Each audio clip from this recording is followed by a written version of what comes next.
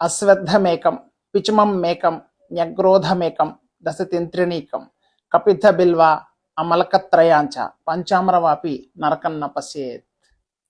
దీని అర్థం ఏంటంటే ఒక రావి చెట్టు, ఒక వేప చెట్టు, ఒక మర్రి చెట్టు, 10 చింత చెట్లు, 3 వెలగ చెట్లు, 3 మారేడు చెట్లు, 3 ఉసిరి చెట్లు, 5 మామిడి చెట్లు. వీటిని నాటి సంరక్షించిన వారు నరకం చూడవలసిన అవసరం ఉండదు అని స్కంద పురాణంలో వ్యాస మహర్షుల వారు చెప్పడం జరిగింది. ఇక్కడ నరకం అంటే ప్రస్తుతం మనం ఫేస్ చేస్తున్న అతి కలుషితమైన వాతావరణంగా భావించవచ్చు.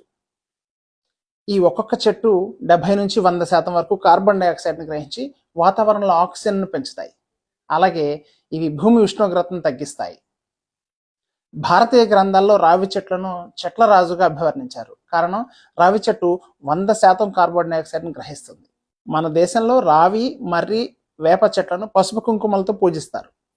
భారతదేశం యొక్క పర్యావరణ పరిస్థితులకు ఆ కాలంలోనే వాటి యొక్క ఇంపార్టెన్స్ అండ్ నెసెసిటీని గుర్తించి వాటిని సంరక్షించే నిమిత్తం వాటిని పూజించే సంస్కృతిని మన పూర్వీకులు ప్రారంభించారు.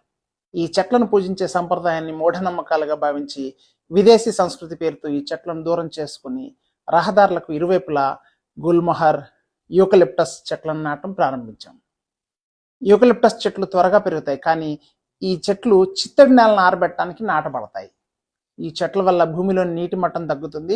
గత 40 ఏళ్లలో యూకలిప్టస్ చెట్లను విరివిగా వాడటం వల్ల మన పర్యావరణం దెబ్బతింది.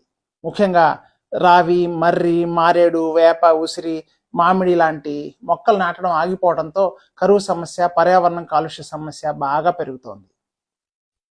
రాబోయే సంవత్సరాల్లో ప్రతి 500 మీటర్లకు ఒకటి చొప్పున ఈ చెట్లను నాటితేనే మన భారతదేశం కాలుష్యరహితంగా మారుతుంది.